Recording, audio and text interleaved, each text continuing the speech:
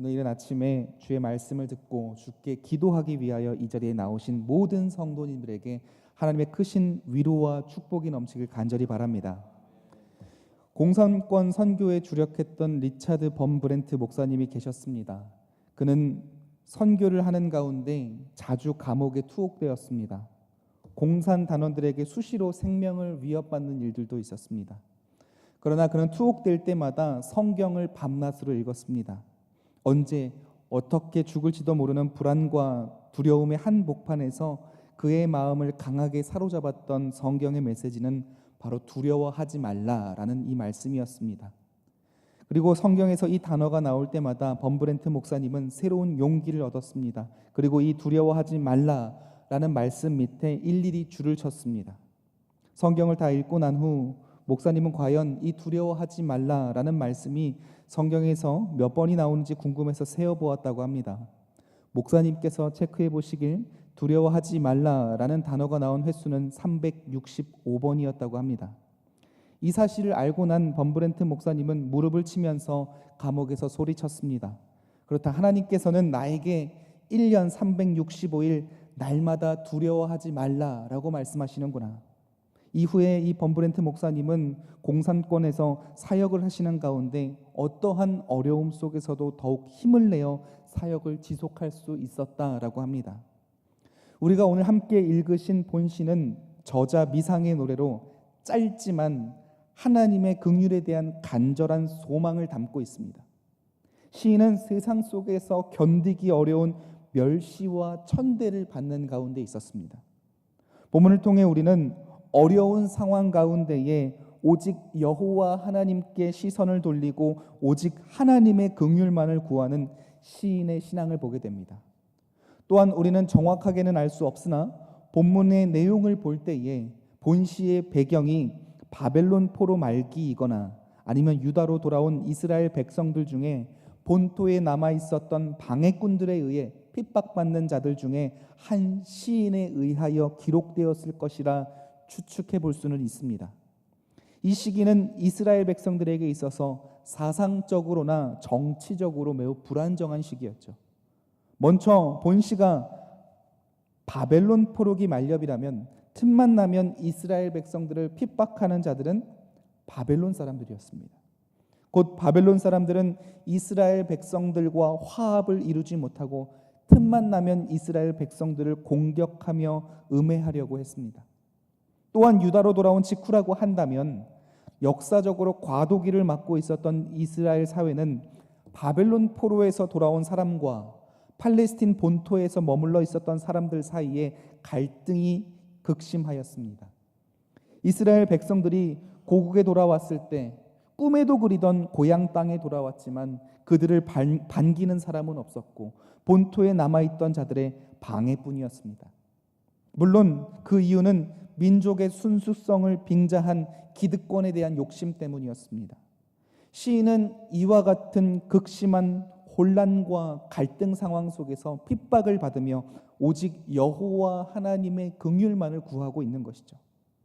성도 여러분, 세상 가운데 살고 있는 사람들 중에는 많이 배운 사람도 있고 배우지 못한 사람도 있으며 부자인 사람도 있고 가난한 사람도 있으며 건강한 사람도 있으며 또한 병든 사람도 있습니다.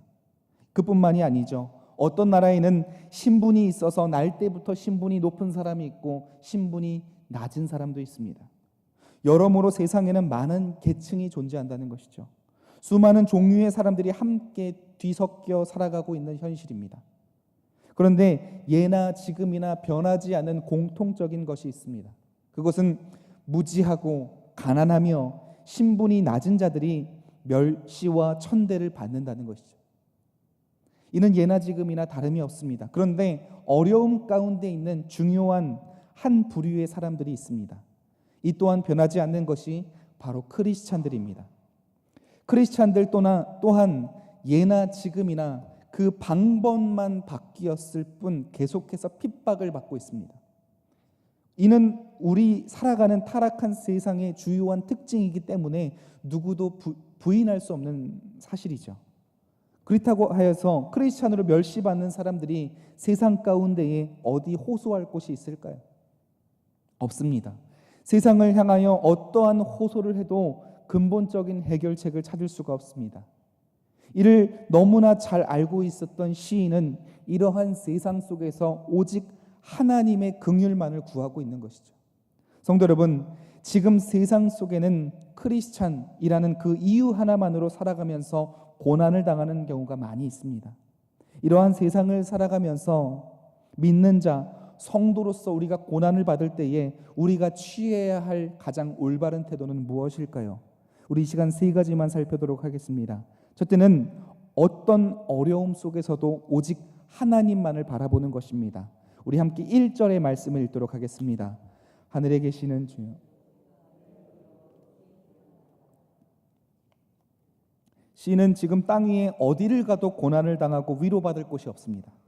때문에 오직 하나님만을 바라보게 되었습니다. 그 시인은 극심한 갈등과 혼란 가운데에서 핍박을 받으면서 오직 하나님만을 바라보고 하나님의 위로와 긍휼을 소망하고 있는 것입니다. 성도 여러분, 하나님께서 성도가 부르짖는 그 신음에 찬 그 고통의 소리를 결코 외면하시지 않습니다. 이 세상에는 그 어떤 것으로도 근본적으로 성도를 위로할 만한 것이 아무것도 없죠. 만약 세상의 방법으로 위로를 찾고자 한다면, 또한 그로 인하여 위로를 찾은 것만 같다면 이는 더 큰 불신앙의 길로 빠져드는 신앙의 위기 가운데 있는 것입니다. 오직 하나님만이 온전히 완전한 위로를 우리에게 주실 수 있습니다. 성도는 이 사실을 믿고 하나님만을 의지함으로 하나님만으로 위로를 구하여 근본적인 해결을 받는 삶을 살아야만 하는 것이죠. 그래서 바울 사도는 고린도 후서 1장 3절 4절에서 이렇게 말씀하였습니다. 찬송하리로다. 그는 우리 주 예수 그리스도의 하나님이시요 자비의 아버지시요 모든 위로의 하나님이시며 우리의 모든 환난 중에서 우리를 위로하사 우리로 하여금 하나님께 받는 위로로서 모든 환난 중에 있는 자들을 능히 위로하게 하시는 이시로다. 성도 여러분, 오직 하나님만이 세상이 줄 수 없는 우리의 참 위로자가 되십니다. 오직 하나님만이 우리에게 주 안에서 참된 복을 주시는 분이시죠. 이 사실을 믿으십니까? 이 사실을 믿음으로 세상에서 성도로 살아가며 어떠한 고난을 받을지라도 오늘 시인과 같이 오직 하나님의 위로만을 구하는 삶을 살아야 할 것입니다. 그러할 때에 우리를 사랑하시는 하나님의 풍성한 위로를 받게 될 것입니다. 둘째로 우리는 하나님의 도우심을 바라봐야 합니다. 우리 함께 2절의 말씀을 읽겠습니다. 상전의 손을 바라보는 종들의 눈같이 여주인의 손을 바라보는 여종의 눈같이 우리의 눈이 여호와 우리 하나님을 바라보며 우리에게 은혜 베풀어 주기를 기나이나이다. 아멘. 종의 눈이 상전의 손을, 여종의 눈이 그 여주인의 손을 바란다라는 말은요, 종의 생사 문제를 비롯한 모든 행위가 주인의 손끝에 달려 있다라는 말이에요. 고대에서 남녀 노예의 삶이 어떠했습니까? 그 주인의 뜻에 따라서 자유롭게 될 수도 있었고 아니면 더욱더 혹사당할 수도 있었습니다. 심지어 죽을 수도 있었어요. 즉 그 종의 생사 여탈권이 그 주인에게 있는 것입니다. 때문에 종은 언제나 그 주인의 사소한 몸짓 하나에도 민감하게 대처해야 했으며 언제나 순종의 태도를 잃지 않아야만 했습니다. 시인은 바로 이와 같은 종의 심정으로 하나님의 도우심을 바란다라고 고백하고 있는 거예요. 우리 성도는 생사화복 모든 문제를 주관하시는 하늘에 계신 하나님께만 시선을 맞추고 하나님의 조그마한 명령에도 절대 순종할 준비를 갖추어야만 합니다. 그리고 종이 주인에게 간절한 자비를 바라는 것 같이 오직 하나님께 간절히 긍휼을 구해야만 하는 것이죠. 물론 하나님께서 더 크신 그 하나님의 계획에 따라 긍휼을 베푸시지 않는 것처럼 느껴질지라도 피조물인 우리 사람으로서는 하나님을 원망할 수 없습니다.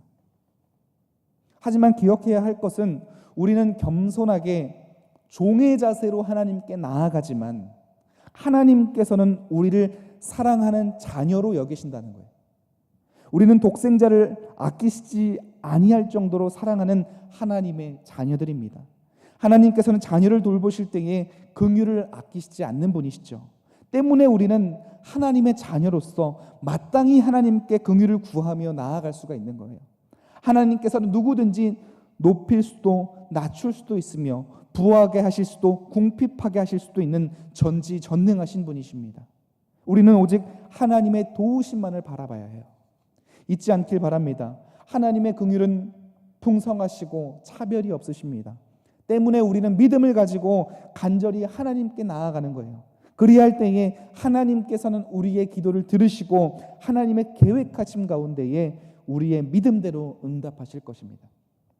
마지막 셋째로 우리는 하나님의 긍휼을 바라봐야 합니다. 함께 3절과 4절 두 절의 말씀을 읽도록 하겠습니다.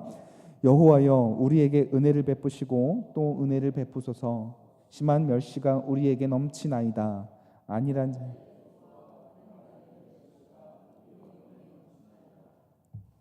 시인은 세상에서 멸시와 천대를 받는 가운데 어떻게 감당할 수 없을 만큼 힘이 들었습니다. 그리하여 시인은 간절하게 하나님의 도우심만을 구하며 불쌍히 여겨달라 호소하고 있습니다. 시인은 하나님께서 자신의 형편을 너무나 잘 알고 계신다는 사실을 확신하였습니다. 그 확신에 근거하여 하나님께 도와달라고 간절히 호소하는 거예요. 실로 하나님께서는 빈부 귀천에 차별하지 않고 공정하게 사랑하시는 분이십니다. 그래서 우리는 어려운 일을 만날 때마다 이 시인과 같이 하나님께 간구할 수가 있는 것이죠. 즉 하나님의 위로와 깜짝 놀랄 만한 기적으로 무지하고 가난한 자로 하여금 유식하고 부자인 자를 부끄럽게 하시는 역사를 이루실 것을 믿기 때문에 우리는 하나님의 긍휼을 구하고 있는 것이죠. 그렇습니다. 우리가 비록 세상에서 대적자들로 인하여 핍박을 받고 고난을 당한다 할지라도 우리에게는 하나님의 보호하심과 우리를 불쌍히 여기시는 긍휼이 있습니다. 때문에 우리는 여호와 하나님만을 바라봄으로 위로를 얻을 수가 있는 것입니다. 세상에는 이러한 것이 없습니다. 하지만 하나님은 하실 수 있습니다. 하나님은 전능하신 우리의 창조주이시며 구속주가 되십니다. 그런즉 우리는 어떠한 경우에도 여호와 하나님을 의지하여 승리하는 삶을 살아야만 할 것입니다.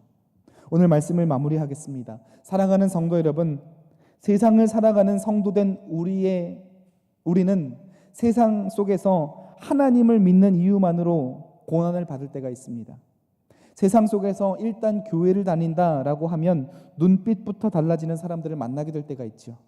때문에 사람들 앞에서 당당하게 자신이 교회를 다닌다, 크리스찬이다 이렇게 말하지 못하는 사람들도 많이 있습니다. 우리의 이러한 세상 속에서 성도의 처지만을 생각하고 슬퍼할 필요는 없습니다. 사실 이 모든 것들은요, 성경이 다 예견하고 있는 바입니다. 하나님의 자녀, 성도된 우리는 오직 모든 어려움을 하나님께 호소함으로 그 모든 어려움을 극복하여야만 합니다.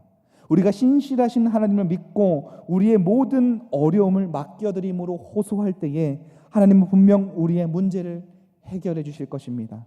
고통을 평안함으로 기쁨으로 변화시켜 주실 것입니다. 이 사실을 잊지 않고 강하게 신뢰하시길 원합니다.